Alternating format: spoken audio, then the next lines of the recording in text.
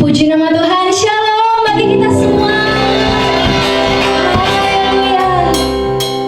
Firman Tuhan dalam Mazmur 91 mengatakan, Tuhanlah perlindungan kita, amin. Kubu pertahanan kita, hanya Allah kita yaitu Yesus Kristus, haleluya. Kita mau bersyukur buat perlindungan Tuhan yang selalu baru dalam kehidupan kita, amin. Dia yang menjagakan kita keluar dan masuk. Mari sama-sama untuk itu kita mau bersyukur buat Tuhan pada hari ini. Kita mau beribadah datang sungguh-sungguh di hadapan Tuhan, amin. Kita bersatu dalam doa. Bapa yang baik dalam sorga, kami bersyukur buat kebaikan Tuhan, buat perlindungan Tuhan, buat penjagaan Tuhan bagi setiap kami. Engkaulah Tuhan gunung batu kami, Engkaulah Tuhan kubu pertahanan kami, Bapa yang baik, Allah kami yang kami percayai. Tuhan, pada hari ini kami mau datang bersekutu di hadirat-Mu Tuhan. Mari Engkau penuhi setiap kami, Roh Kudus. Engkau memenuhi setiap pribadi lepas pribadi. Engkau menjamah setiap kami Tuhan pada hari ini Tuhan. Kerinduan kami Tuhan untuk bertemu dengan Engkau Bapa yang baik. Terimalah pujian, hormat, syukur kami Tuhan Yesus. Biarlah hanya Engkau Allah yang disenangkan, Engkau Allah yang dimuliakan, Engkau Allah yang ditinggikan. Terima kasih Tuhan, haleluya, haleluya. Sama-sama kita katakan, amin.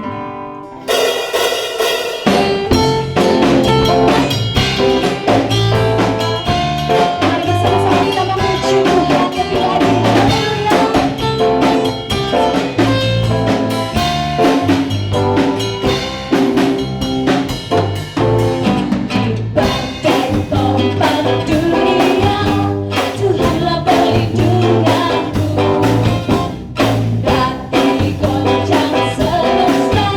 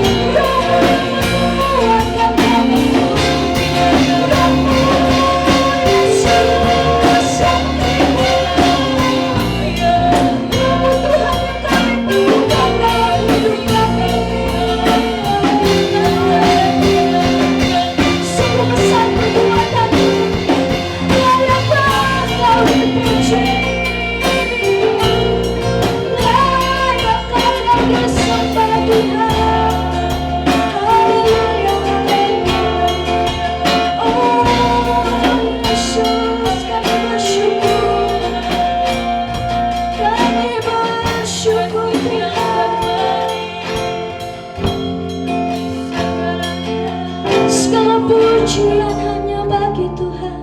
Kami bersyukur Tuhan. Segala pujian Kau hanya sungguh bagi baik Tuhan. Tuhan. Segala hormat hanya bagimu Tuhan. Haleluya. Terima kasih Bapa yang baik. Sebentar kami mau mendengar kebenaran firman-Mu Tuhan. Berbicara Engkau bagi setiap kami pribadi lepas pribadi Tuhan. Kami mau buka hati kami untuk mendengar kebenaran firman-Mu. Terima kasih Roh Kudus. Haleluya, haleluya. Amin. Mari jemaat Tuhan yang terkasih dalam nama Yesus, kita akan mempersiapkan hati kita untuk menyambut firman Allah. Mari kita akan tundukkan hati kita, pikiran kita, jiwa kita, tubuh jasmani dan rohani kita di dalam pemikiran daripada Tuhan.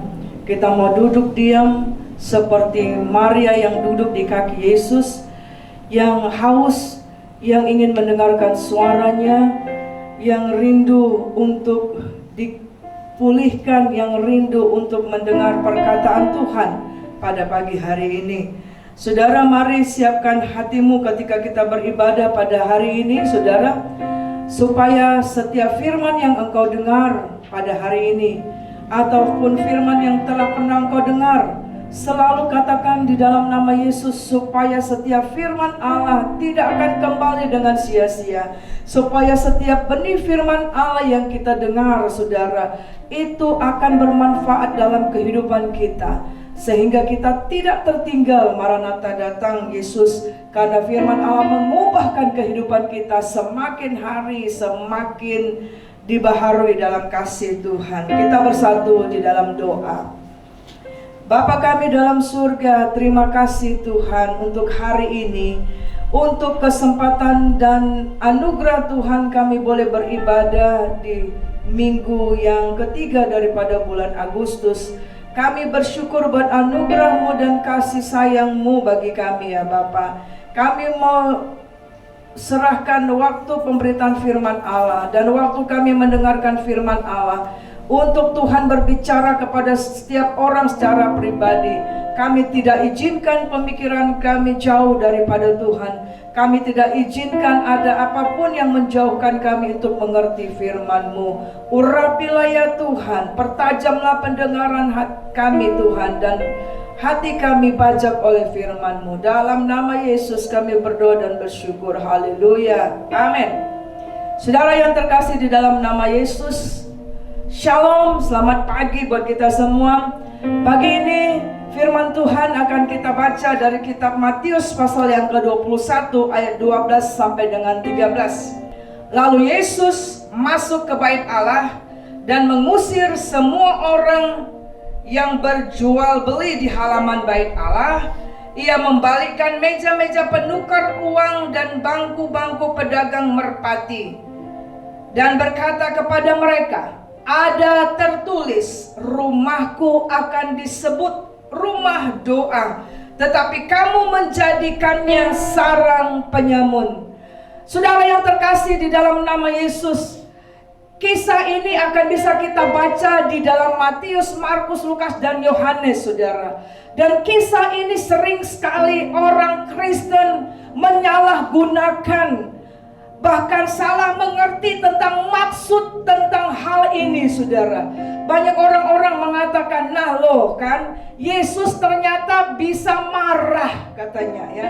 Ternyata marah itu gak apa-apa. Dikatakan demikian karena Yesus pernah marah, dan selalu merujuknya kepada ayat ini, saudara. Betulkah itu yang dimaksudkan tentang kemarahan Yesus itu, saudara? Kalau kita lihat pada saat ini, memang di dalam kitab Matius ini, khususnya dengan tema ini, saudaraku, kita melihat sikap Yesus berbeda dengan kesehariannya, yang selalu dengan lemah lembut mengajarkan banyak orang, yang dengan penuh belas kasihan menyembuhkan segala penyakit orang-orang yang datang kepadanya, melenyapkan segala penyakitnya. Tetapi di dalam saat ini, ketika pada saat itu Yesus baru masuk ke Yerusalem. Dia baru dielu-elukan, saudara. Dan orang-orang Yerusalem berkata, Hosana bagi anak Allah. Dan kisah ini berlanjut dan Yesus masuk ke dalam bait Allah. Ayat ini berkata, lalu Yesus masuk ke bait Allah, saudara. Ketika Yesus masuk ke bait Allah, maka dia melihat dan kita menyaksikan apa yang terjadi di rumah Tuhan itu, saudara. Dan tema pagi kita hari ini adalah sarang penyamun, saudara. Sarang penyamun. Nah, saudara yang terkasih di dalam nama Tuhan kita Yesus Kristus, kalau kita lihat, saudara, kisah ini adalah kisah yang Tuhan menunjukkan emosinya, saudara, yang menunjukkan betapa hal ini adalah sesuatu yang harus sungguh-sungguh diperhatikan oleh orang-orang yang menyebut dia di dalam nama Yesus, yang menyebut dia adalah milik kepunyaan Tuhan, yang menyebut dia adalah pengikut Yesus. Kisah ini sedang Tuhan ajarkan bahwa, saudara, ini adalah sesuatu yang seringkali orang tidak sadar, saudara, bahkan menyepelekan, saudara, dan tidak tahu bahwa apa yang dia lakukan karena perkara itu, saudara, akan menentukan kelak kehidupannya di yang masa datang. Nah, saudara, kita akan belajar di sini apa yang Tuhan sedang mengajarkan bagi kita pada pagi hari ini, saudara. Yang pertama adalah Tuhan mengajarkan, Tuhan mengatakan ketika dia masuk ke bait Allah, dia melihat ada banyak pedagang-pedagang di sana. Rumah Tuhan yang seharusnya kudus, dia melihat ada banyak hewan-hewan, ada banyak meja-meja. Jadi rumah Tuhan menjadi pusat pasar, saudara, tempat orang berjual beli, saudara. Ada lembu, ada domba, ada kambing, ada merpati, ada semuanya, saudara. Kenapa, saudara? Karena pola ibadah orang Israel pada waktu itu adalah ketika mereka datang ke bait Allah, maka mereka harus mempersembahkan korban hewan sebagai korban tebusan salah dan dosa mereka. Tetapi, saudara, kita akan melihat di sini ada hal yang Tuhan mengingatkan gerejanya Tuhan. Yang pertama adalah, saudaraku, bahwa Tuhan menyadarkan kita tentang kepemilikan hidup ini, saudara. Ayat itu berkata, rumahku akan disebut rumah doa, tetapi kamu menjadikannya sarang penyamun. Ini adalah dua tipe yang berbeda sekali, saudara. Yang satu disebut rumah doa, yang satu lagi disebut sarang penyamun, saudara. Kalau kita melihat kisah ini, kita akan mengerti yang satu ada pujian penyembahan, ada damai sejahtera, ada doa, ada sukacita. Tetapi yang satu dikatakan sarang penyamun. Saudara ingat ada karya sastra karangan STA angkatan 33 Sultan Ali Sabana yang mengatakan saudara, perawan disarang penyamun. Penyamun berbicara apa, saudara? Pencuri, penjahat, segala kelicikan, dan orang-orang itu dikatakan sarang, berarti berdiam di sana, saudara. Dan ini menyatakan, saudara, bahwa dalam hidup ini, saudara, bahwa kepemilikan hidup kita harus kita sadari dan kita harus berjaga-jaga. Bahkan kita harus membuat pilihan dalam hidup kita, saudara, yaitu siapa yang memiliki hidupmu. Kita baca dalam kitab Yohanes 10 ayat 10, Tuhan berkata, pencuri datang hanya untuk mencuri dan membunuh dan membinasakan. Sekali lagi, pencuri datang hanya untuk mencuri dan membunuh dan membinasakan. Itulah yang namanya kelompok sarang penyamun. Ayat itu dilanjutkan, aku datang, Yesus datang, supaya mereka mempunyai hidup dan mempunyainya dalam segala kelimpahan. Saudara, perhatikan ayat ini. Inilah yang Tuhan sedang bicarakan. Dan mengapa dia begitu emosional, dan mengapa dia sungguh-sungguh menyatakan kemarahannya ketika dia ada masuk di dalam bait Allah pada waktu itu, saudara. Saudara, ini mengingatkan kita bahwa dalam hidup kita di dunia ini, setiap orang tidak bisa hidup di dalam dalam dua dunia. Engkau tidak bisa hidup dipimpin oleh kedagingan sekaligus engkau dipimpin oleh Roh Allah. Itu tidak mungkin.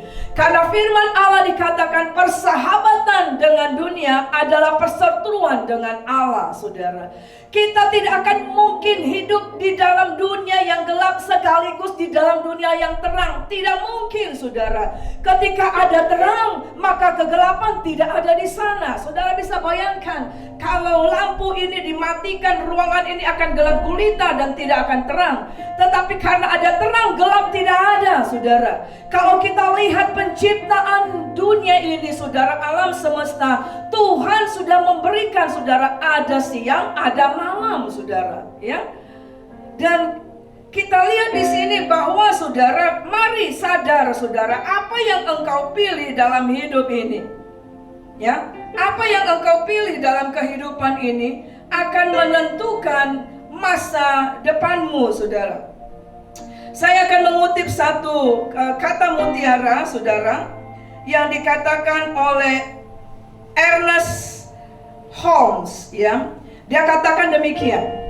We cannot lead a choiceless life. Kita tidak bisa menjalani kehidupan tanpa pilihan. Every day, every moment, every second, there is a choice. Dia katakan setiap hari, setiap saat, setiap detik ada pilihan. If it were not so, we would not be individuals. Dia katakan jika tidak, maka kita tidak akan menjadi seseorang. Apa yang sedang Ernest Holmes seberangkan dengan kata mutiaranya, yaitu bahwa, saudara, mau tidak mau, sadar atau tidak sadar, bahwa setiap hari, setiap detik dalam kehidupan kita, mulai kita ada di dunia ini, mulai kita bangun dari tidur sampai kita pergi lagi tidur di akhir malam kita setiap hari, itu adalah pilihan-pilihan yang selalu kita buat, saudara. Dan saudara, apa yang kita pilih itu yang akan menentukan, saudara, masa depanmu, saudaraku. Ada kata mutiara lagi yang dikatakan oleh Dr. Kathleen Hall. Dia berkata demikian. In every single thing you do, you are choosing a direction. Your life is a product of choices. Dalam setiap hal yang kamu lakukan, kamu memilih suatu arah, dan hidupmu adalah hasil dari pilihan-pilihanmu. Ini yang Tuhan mengajarkan dengan keras, dan dia mengekspresikan, mengajarkan kepada murid-muridnya, kepada ahli-ahli Farisi, kepada ahli-ahli Taurat yang hadir di rumah Tuhan, kepada bangsa Israel yang datang ke rumah Tuhan, untuk menyadarkan, halo, dalam hidupmu ini hanya ada dua pilihan. Engkau hidup dipimpin oleh Roh Allah, atau engkau hidup dipimpin oleh kedaginganmu, dikuasai oleh dunia, dan kita tahu siapa tuannya, yaitu iblis, setan, saudara. Nah, saudaraku yang terkasih di dalam nama Yesus, dan kita lihat selanjutnya di dalam ayat ini, Tuhan katakan, rumahku disebut rumah doa. Dan ketika dia menyatakan itu, kalau kita baca di dalam kitab Yohanes pasal yang kedua, kisah yang sama ayat 25, ayat itu penghujungnya dia katakan, sebab ia tahu apa yang ada di dalam hati manusia. Perkataan bahwa rumahku disebut rumah doa, ini adalah isi hati hatinya Tuhan, saudara. Ada banyak ayat firman Tuhan yang menyebutkan, yang diajarkan kepada gerejanya Tuhan, bahwa tubuh kita, casing ini, tubuh kita ini yang kelihatan ini, saudara, itu adalah rumahnya Tuhan, adalah bait Roh Kudus, di mana Allah mau berdiam di dalam engkau dan saya. Ketika kita membuka hati kita, kita percaya di dalam nama Yesus, kita undang Dia, kita percaya Dia juru selamat kita, yang menebus kita dari dosa dan kesalahan kita, yang mengubahkan kehidupan kita dari kehidupan yang kelam kepada terangnya yang besar. Dan itu dikatakan, maka Allah berdiam, saudara, di dalam kehidupan kita. Dan ini, saudara, berkali-kali di dalam firman Tuhan diingatkan. 1 Korintus 6 ayat 19 berkata, saudara, atau tidak tahukah kamu bahwa tubuhmu adalah bait Roh Kudus yang diam di dalam kamu, Roh Kudus yang kamu peroleh dari Allah, dan bahwa kamu bukan milik kamu sendiri. Dan saudara akan bisa baca selanjutnya nanti di dalam 1 Korintus 3 ayat 16, 2 Korintus 6 ayat 18, ayat 16 sampai 18, 1 Korintus 3 ayat 17. Di situ diingatkan, Rasul Paulus mengingatkan bahwa tubuh kita ini adalah bait Allah. Dan bait Allah berbicara bahwa hadiratnya ada di dalam kehidupan kita, hadiratnya ada di dalam tubuh kita. Makanya dikatakan kita ini juga adalah gerejanya Tuhan. Yang disebut gereja bukan hanya tembok-tembok yang tidak bicara ini, saudara, gedung-gedung yang mati, tetapi gereja Tuhan, bait Allah, adalah umatnya, saudara, di mana Allah hadir, Allah memimpin, Allah dipuji, Allah disembah, saudara. Dan kadangkala dan sering sekali, bahkan orang Kristen, umat yang telah ditebus di dalam namanya, tidak menyadari ini, saudara. Tidak menyadari isi hati Tuhan. Makanya saudara, ketika Tuhan mengatakan rumahku akan disebut rumah doa, Tuhan sedang berbicara apa, saudara? Halo umat Tuhan, halo jemaatku, halo anak-anakku, itu adalah panggilan hidupmu. Ketika kita lahir ke dunia, panggilan hidup kita adalah supaya hidup kita kembali dikuduskan, kembali ditebus oleh darah Yesus, sehingga hadiratnya memenuhi kita, kesukaan-kesukaan yang memenuhi kita. Dia memimpin, melimpahkan. Di dalam Yohanes 10 ayat 10 tadi, Dia rindu bahwa kehidupan kita, walaupun kita masih ada di dunia, kita mengalami kehidupan, dan kehidupan itu berkelimpahan. Masa depanmu hidup dengan berkelimpahan, rumah tanggamu hidup. Tubuh jasmanimu mungkin kadangkala diserang oleh penyakit dan kelemahan, tetapi ketika ada hadirat Allah dalam hidup kita, maka kita akan bisa melaluinya. Ada kehidupan, sel-sel membentuk imunitas yang tinggi, sehingga penyakit-penyakit boleh dikalahkan, karena imunitas kita bertambah baik, karena ada Roh Allah yang menghidupkan dalam kehidupan kita. Yesaya 56 ayat 7, di situ dikatakan bahwa rumah doa, bahwa hidup kita adalah rumah doa bagi segala bangsa. Mereka akan kubawa ke gunungku yang kudus, dan akan kuberi kesukaan di rumah doaku. Aku akan berkenan kepada korban-korban bakaran dan korban-korban sembelihan mereka yang dipersembahkan di atas mezbahku, sebab rumahku akan disebut rumah doa bagi segala bangsa. Saudara, perhatikan ayat ini, dikatakan bahwa Tuhan membawa kita ke gunungnya yang kudus, bahwa panggilan hidup gerejanya Tuhan, anaknya Tuhan, sahabatnya Tuhan, itu adalah Tuhan membawa dari sehari ke sehari untuk naik level, masuk ke dalam gunungnya yang kudus, menikmati hadiratnya Tuhan. Tuhan katakan, aku akan memberikan kesukaan di rumah doaku. Aku akan menyatakan perkenananku di dalam hadiratnya, dalam kehidupan orang tersebut, saudara. Kalau Tuhan sudah berkenan dalam hidup kita, kalau Tuhan selalu ada dalam hidup kita, apa yang harus kita khawatirkan? Apa yang harus kita cemaskan? Apa yang harus membuat kita, saudara, khawatir akan masa depan? Ketakutan untuk apa yang sedang terjadi pada saat ini. Karena kita tahu Dia ada bersama kita. Karena kita tahu Dia mengontrol seluruh kehidupan kita, masa depan kita, alam semesta ini dalam keadaan baik.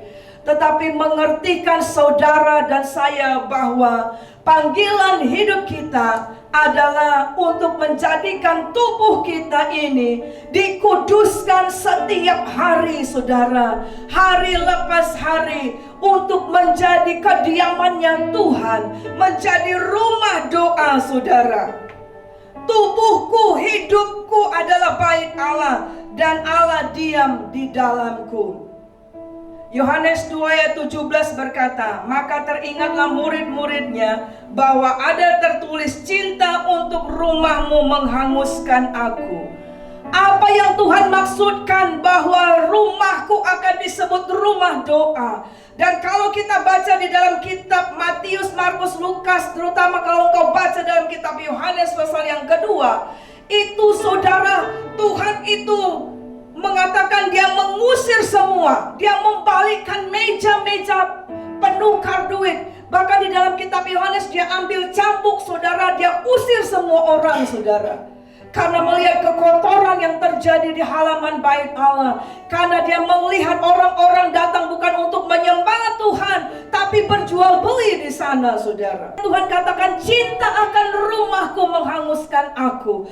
Artinya Tuhan begitu sungguh-sungguh menyatakan isi hatinya bagi kita, gerejanya Tuhan, bahwa aku ini loh akan melimpahkan kehidupan bagimu, akan menyatakan berkat bagimu. Tetapi izinkan aku menguasai hidupmu, izinkan engkau ada selalu di dalam rumah doa. Saudara, 1 Korintus 3 ayat 17 berkata demikian, jika ada orang yang membinasakan bait Allah, maka Allah akan membinasakan dia. Sebab bait Allah adalah kudus, dan bait Allah itu adalah kamu. Ayat ini kembali ditegaskan bahwa kita tidak boleh bermain-main selama hidup kita.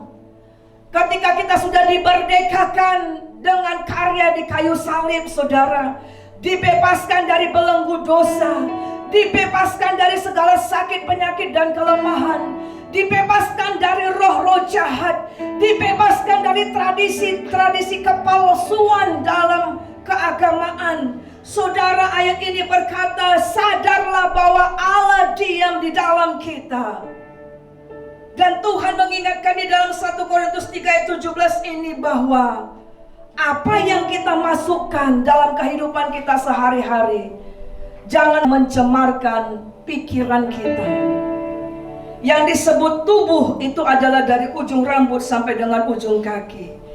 Apakah kita sudah melakukan tindakan yang nyata, saudara, untuk menjaga kekudusan mata kita ketika kita melihat orang, ketika kita mendengar berita, ketika kita berkata-kata setiap hari, ketika tangan kita memegang handphone, ketika tangan kita mengerjakan apapun, ketika kaki kita melangkah, apakah semua itu dengan sadar dan engkau pilih dan engkau berjaga-jaga untuk dengan sengaja menjadikan hidupmu adalah rumah doa? Atau nanti kita akan lihat kelanjutan ayat ini, kita sengaja menjadikan bait Allah ini, saudara, menjadi sarang penyamun.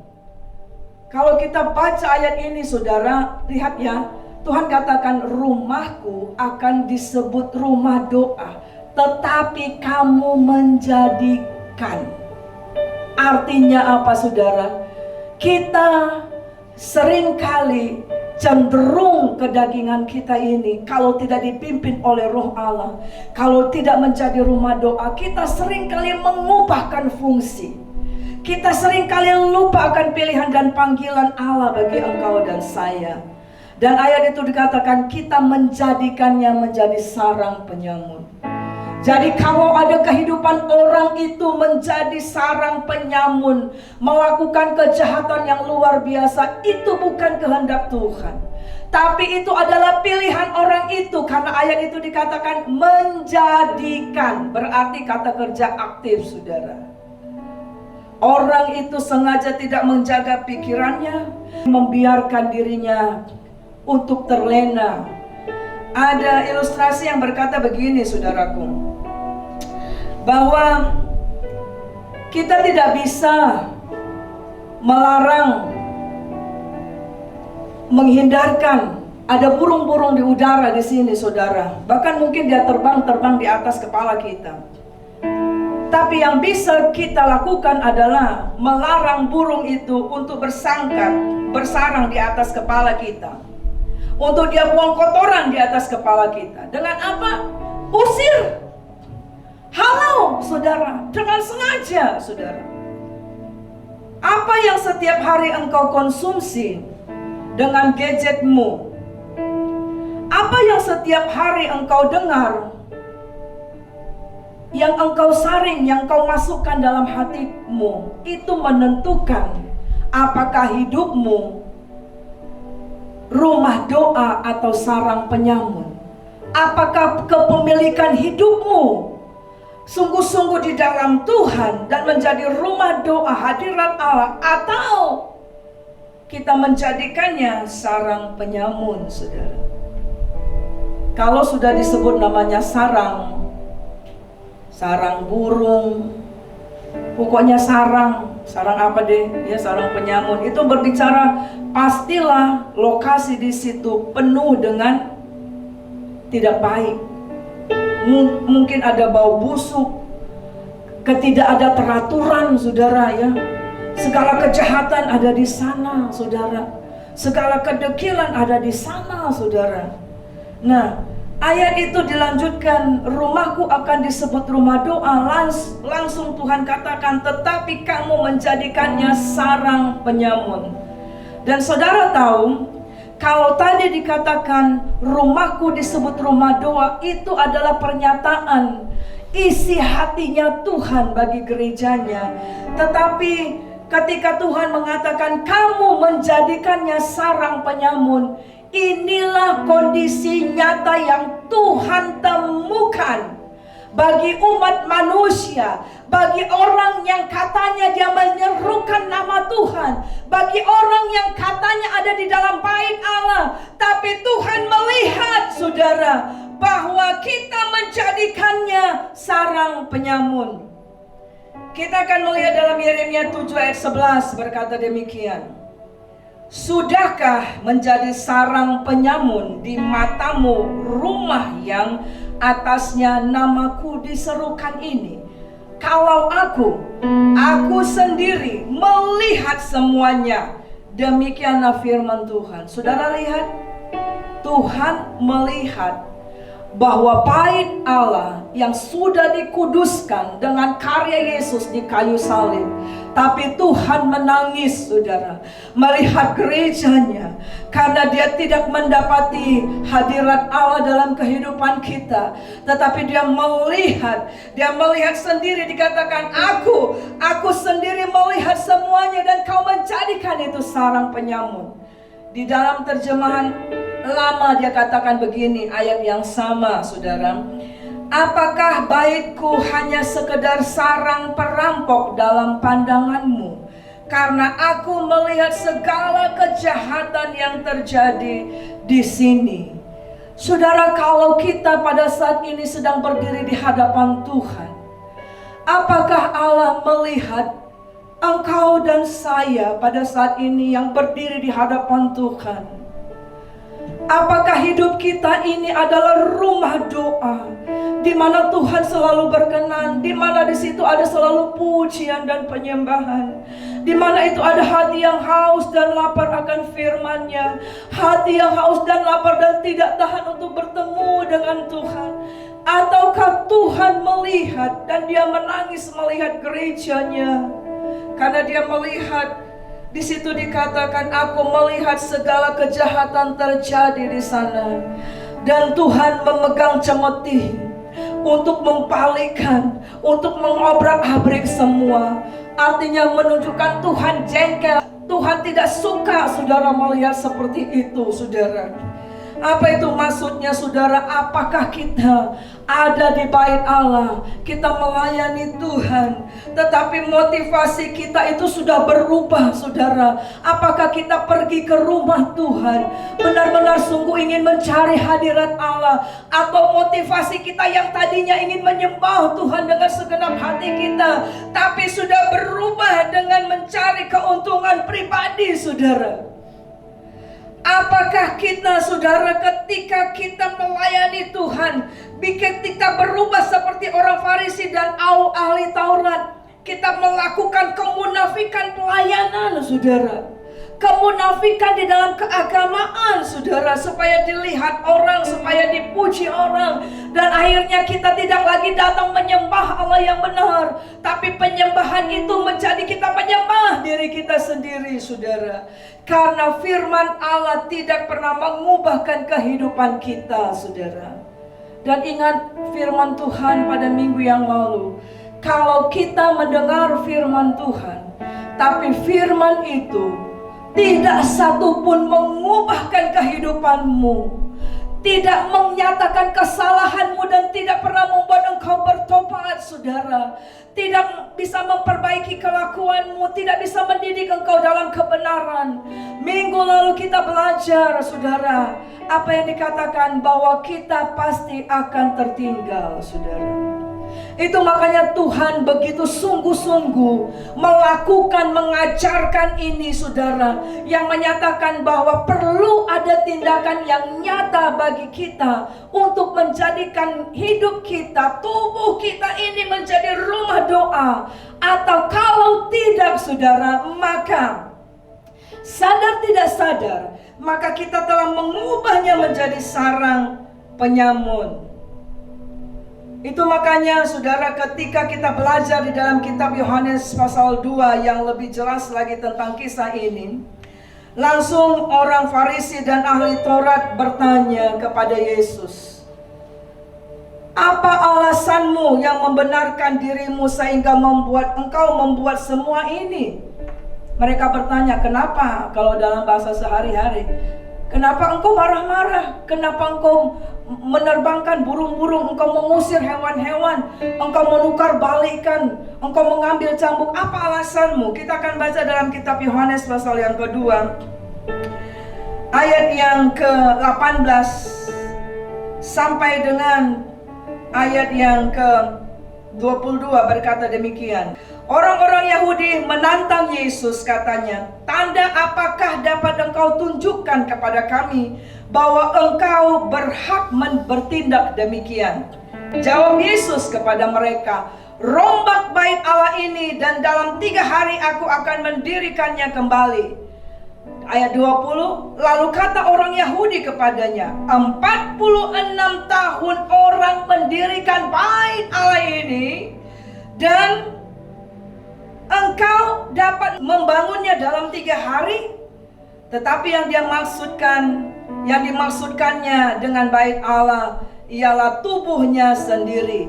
Kemudian sesudah ia bangkit dari antara orang mati, barulah teringat oleh murid-muridnya bahwa hal itu telah dikatakannya, dan mereka pun percayalah akan kitab suci dan akan perkataan yang telah diucapkan oleh Yesus. Nah, apa yang Tuhan ajarkan setelah dia dengan sungguh-sungguh menyatakan hidup ini adalah pilihan. Kepemilikan hidup ini adalah pilihan dan harus berjaga-jaga dan harus kita sadar dan harus kita buat keputusan.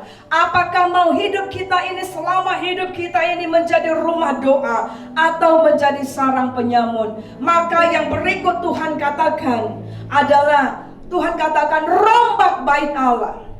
Ini Tuhan sedang berkata bahwa kalau engkau ingin melihat hidup, kalau engkau ingin melihat kemenangan, kalau engkau ingin melihat terobosan, kalau engkau ingin melihat mujizat Tuhan, kalau engkau ingin mengalami surga, kalau engkau ingin mengalami kekuatan dalam menghadapi apapun selama hidup ini, Tuhan katakan rombak bait Allah.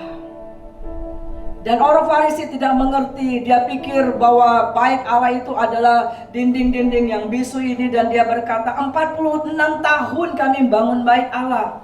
Luar biasa saudara ya, 46 tahun baru siap bait Allah. Dan mereka marah 3 hari, mereka tidak mengerti bahwa yang Tuhan maksud rombak bait Allah adalah tubuhnya.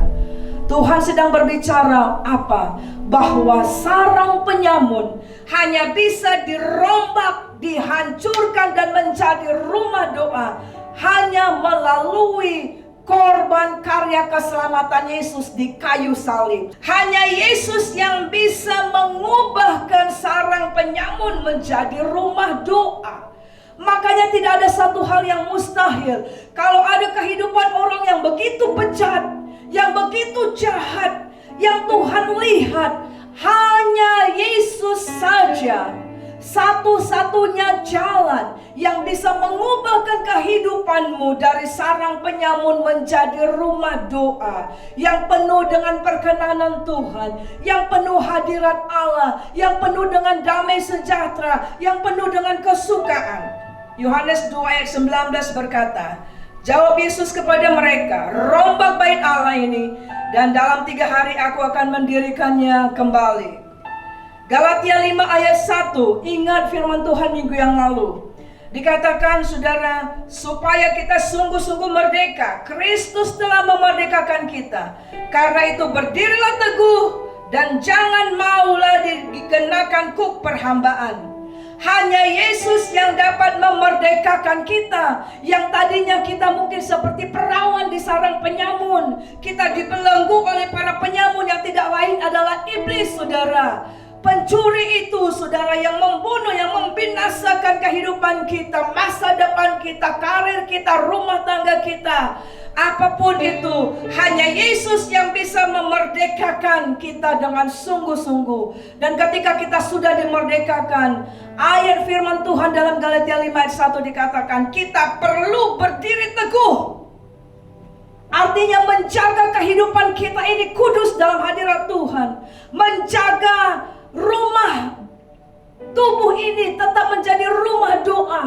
Selalu berdoa, selalu baca firman, selalu mengandalkan Tuhan, selalu menghadirkan Tuhan dalam hidupmu. Dan kita tidak mau lagi diberikan kuk perhambaan, saudaraku. Di dalam Galatia 4 ayat 9 dikatakan, tetapi sekarang sesudah kamu mengenal Allah, atau lebih baik sesudah kamu dikenal Allah, bagaimanakah kamu berbalik lagi pada roh-roh dunia yang lemah dan miskin dan mau mulai memperhambakan diri lagi kepadanya? Bagaimana yang dimaksud merombak bait Allah yang Tuhan katakan?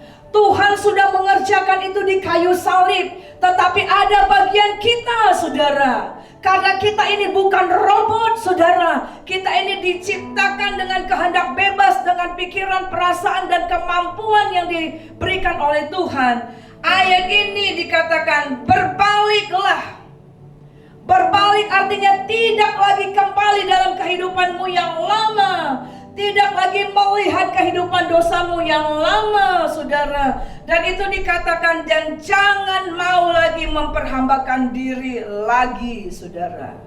Itu yang dimaksud merombak bait Allah, saudara. Saudara yang terkasih di dalam nama Yesus, kalau Tuhan katakan, kalau orang Taurat itu berkata, ahli Taurat itu berkata, bait Allah ini telah kami bangun selama 46 tahun, ya dikatakan. Tapi Tuhan katakan apa saudara? Aku akan merombaknya 3 hari. Ini Tuhan berbicara keras bagi kita. Tuhan tidak melihat sudah berapa lama kita berkarat tahu isi Alkitab.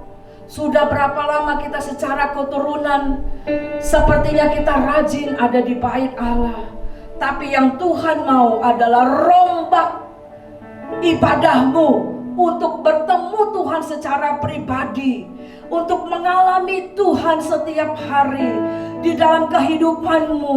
Kalau kita tahu bahwa Dia ada berdiam di dalam kita, bahwa tubuh kita adalah bait Allah yang kudus, maka saudara, kita tidak akan sembarangan berkata-kata. Maka bibir lidah kita tidak akan sembarang menghakimi orang lain. Bibir lidah kita tidak akan sembarangan bercakap kotor. Bibir lidah kita tidak sembarangan kata-kata yang sia-sia. Karena kita tahu Dia ada melihat saudara.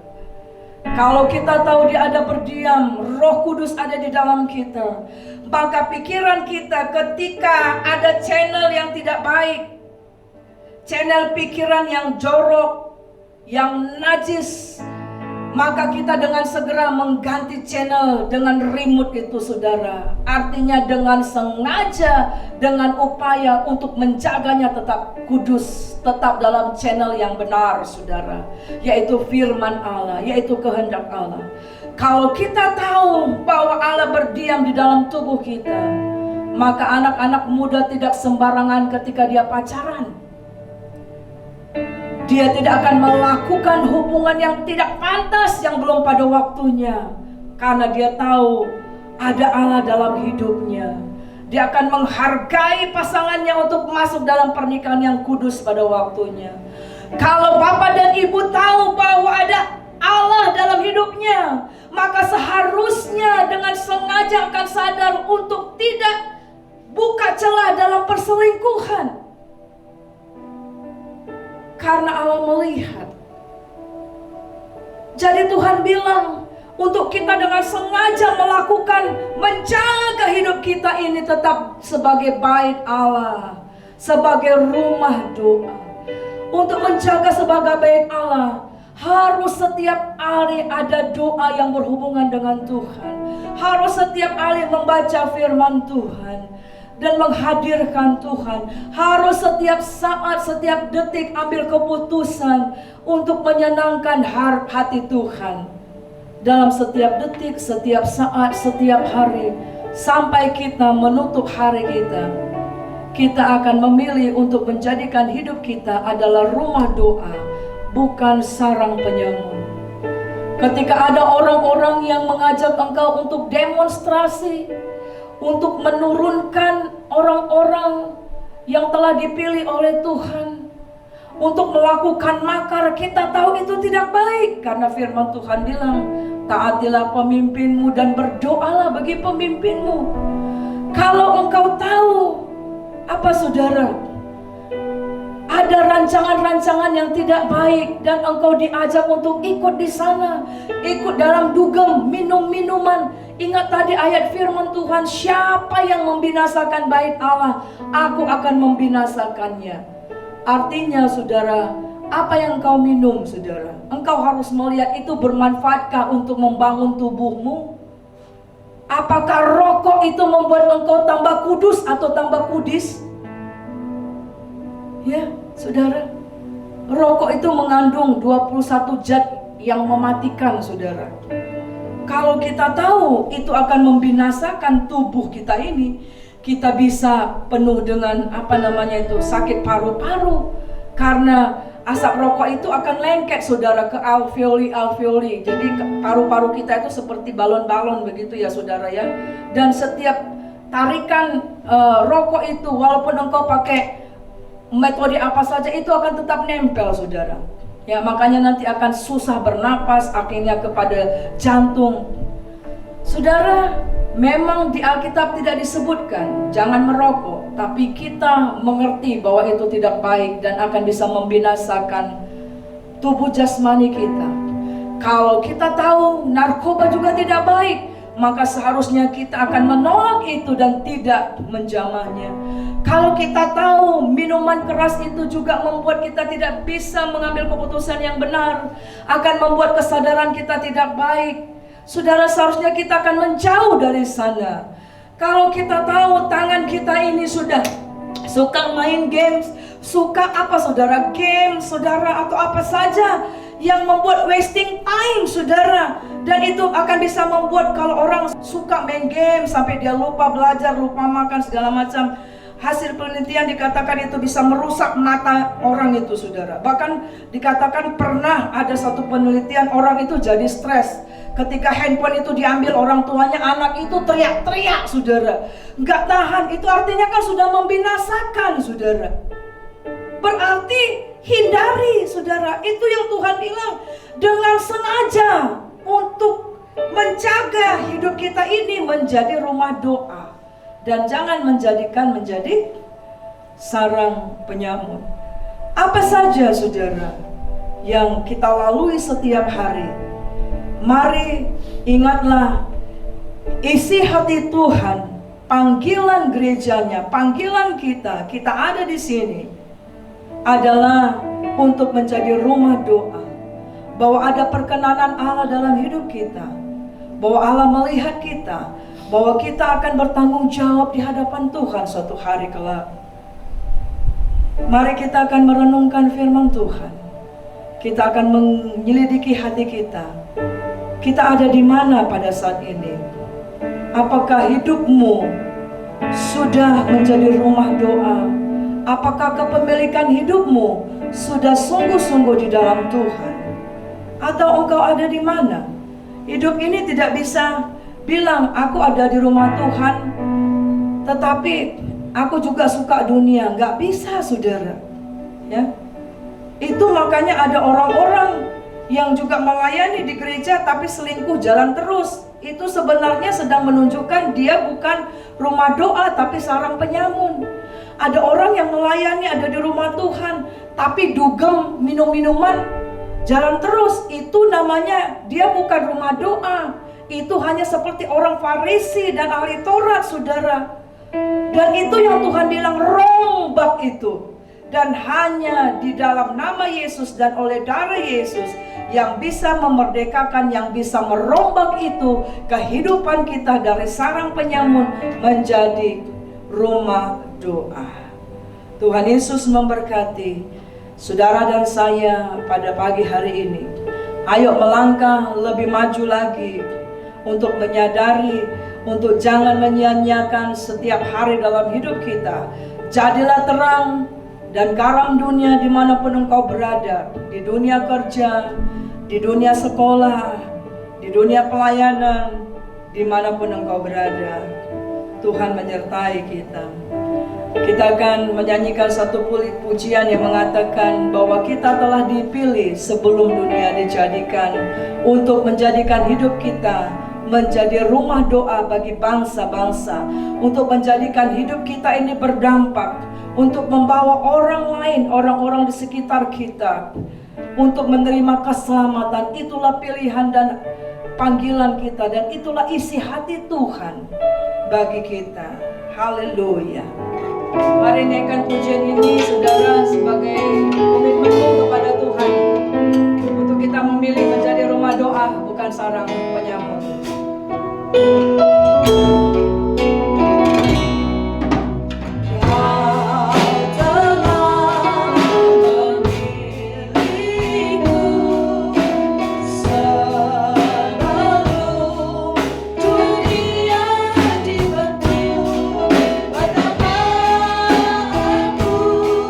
Bersyukur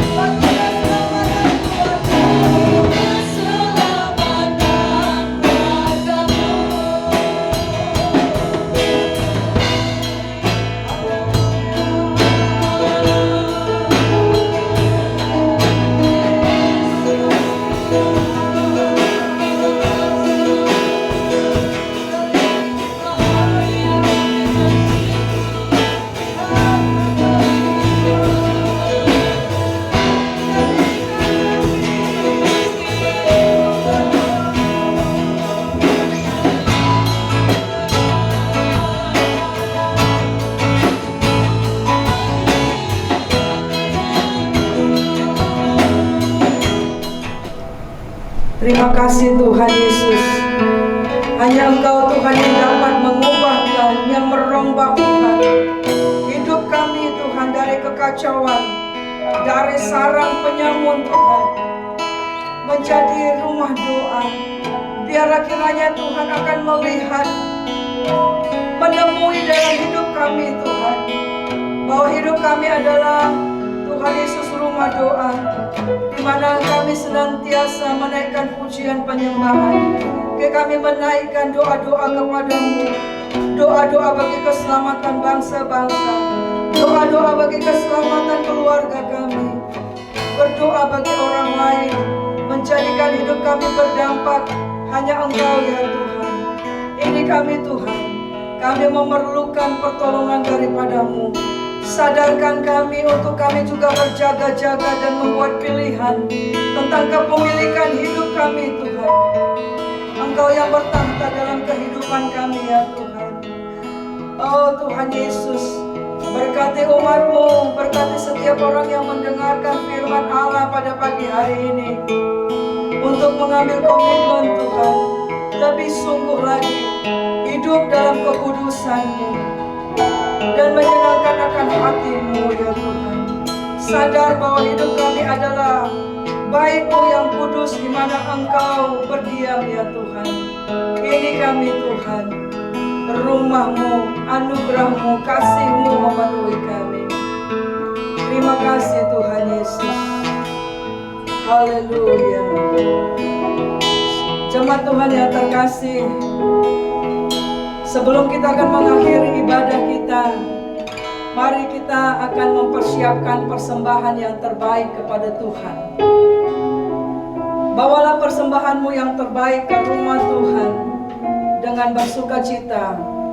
Kita tahu walaupun di dalam masa kesulitan, di dalam masa yang tidak baik, yang sukar ini, ketika kita belajar taat kepada firman Tuhan, kita akan melihat pembelaan Tuhan.